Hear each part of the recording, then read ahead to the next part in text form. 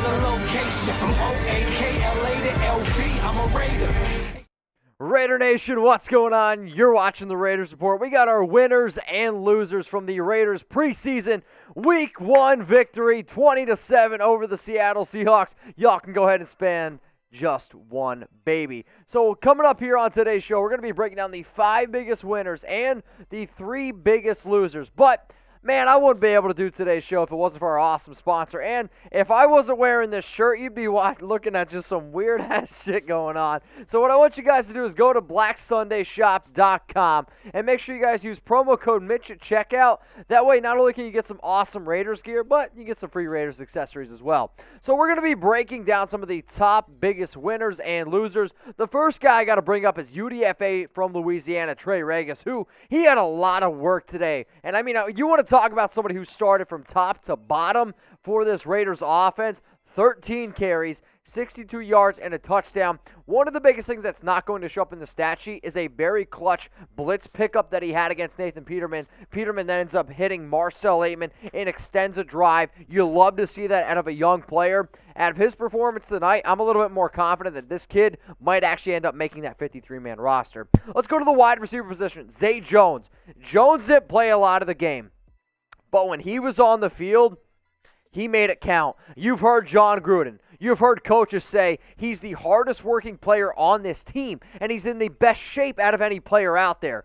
3 catches, 57 yards in this matchup. But realistically, all 57 of those yards came in almost in the first drive. He had a beautiful over-the-shoulder catch from Nathan Peterman. Then a little bit later on, totally beats a guy. I don't know why the hell defensive end's trying to cover Zay Jones, but beats him on an easy underneath route, a wheel route, that's the name of it. Makes another good catch, extends for the end zone, just stepped out of bounds. Loved what I saw from Zay Jones. It just gives me a little bit more confidence about this Raiders offense. Now, if you want daily videos, yes, I'm talking videos every single day from the Las Vegas Raiders, well, all you got to do, it's simple. It takes 2 seconds. Some of y'all can't even last that long. You know what I'm talking about. Hit that big red button that says subscribe. It's youtube.com/Raiders Report. We're so close. Like, I can almost taste it. 81,000 subs. Let's get there. 81,000. Yo, I know we can go ahead and do it. Let's go to the next biggest winner here. It was DJ Turner. The reason why I'm going to make Turner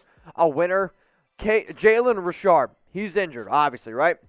But Hunter Renfrow didn't play in this one. He was a kick returner, and he was a punt returner.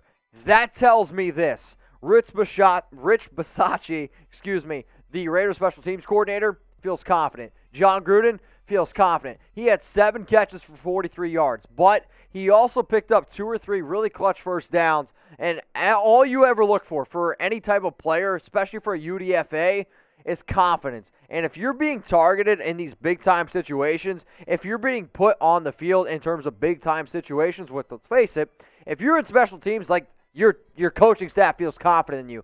That's what I wanted to see. Now, I anticipated Turner to be in these situations, but I don't think he ends up making the 53-man roster. But when it comes down to it, if the Raiders decide to keep somebody like Jalen Richard with the indefinite foot injury, don't be surprised if you see DJ Turner ending up making the practice squad. So get your votes in here. That's what we do here at the Raiders Report. Who was the Raiders' biggest winner versus the Seattle Seahawks? So, what guy impressed you the most? Or which player rose his stock up the most? It could be either, maybe it was a fringe bubble player where you didn't know if he was going to make the 53, and now he's going to end up making it. Or was it somebody that you anticipated being a solid player and continues to end up playing pretty solid? So the next winner I got coming up here on today's show is Javin White. I'm going to tip my cap to White because not only did he play basically the entire game, I don't have the snap count in front of me yet, but I would be willing to put some money that White ended up playing the most snaps out of any Raiders defensive player out there. Now, he was moving all over the field. The reason why I also have him as a winner, you could see a lot of the sideline-to-sideline ability that he brings to a Gus Bradley defense. And I don't know if the UDFA from UNLV is going to end up making the roster overall, but his performance tonight, it inspired a lot of confidence in me, and I imagine it inspired a lot of confidence in the Raiders coaching staff. Next player coming up here is Nate Hobbs, cornerback out of Illinois, drafted in the 5th round, and he had a great game, and I actually would probably say my biggest winner, because there were some things that I wasn't 100% sure what you were going to get from Hobbs. So he had 2 tackles, a sack, and a tackle for loss. What you don't see on screen is a forced fumble, because the NFL, the referees, man, they robbed my man Hobbs, and you're not going to see the stat show up.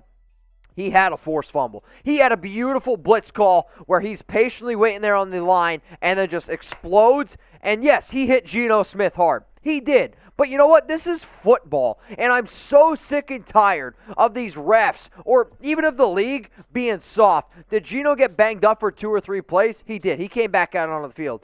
But they said Hobbs hit him dirty, hit him high.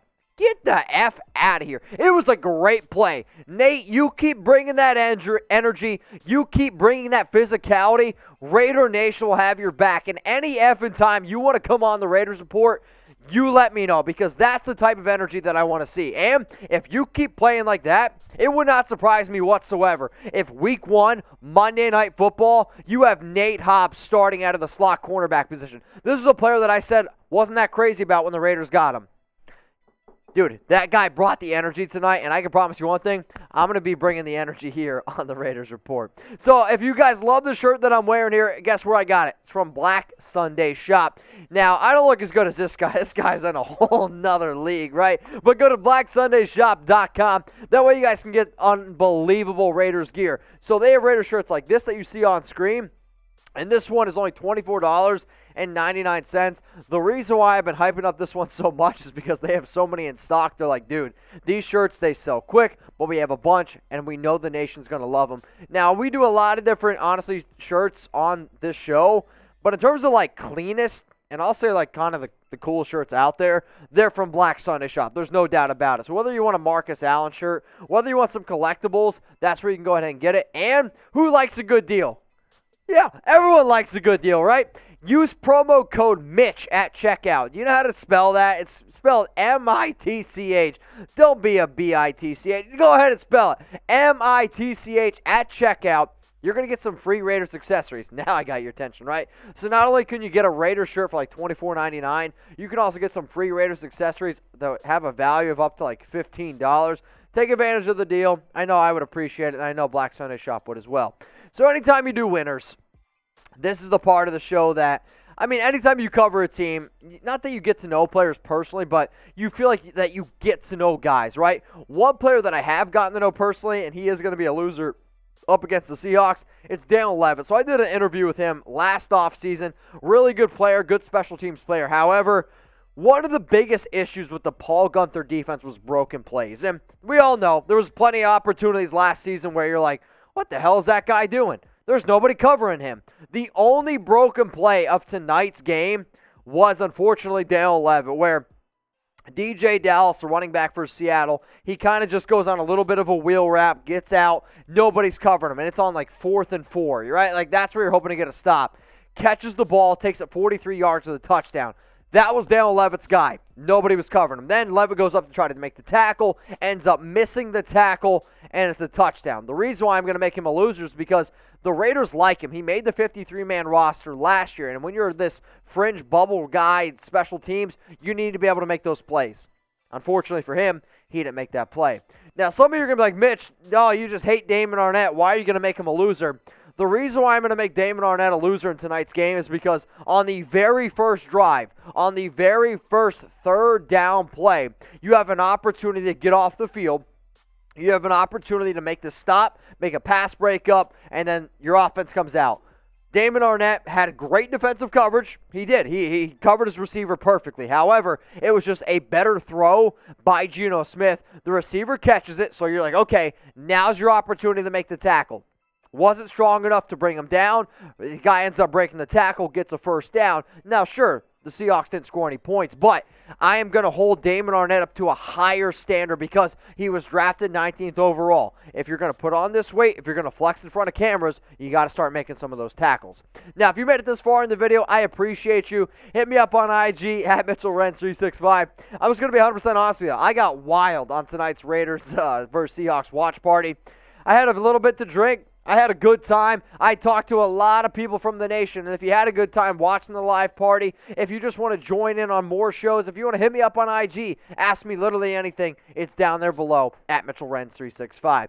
Now, my last loser here, I'm going to go with Malcolm Koonce, and the reason why I'm going to do this is because he played a little bit later in the game, more later than like what I wanted to see him play, and the fact that he played the entire game basically, didn't have any stats.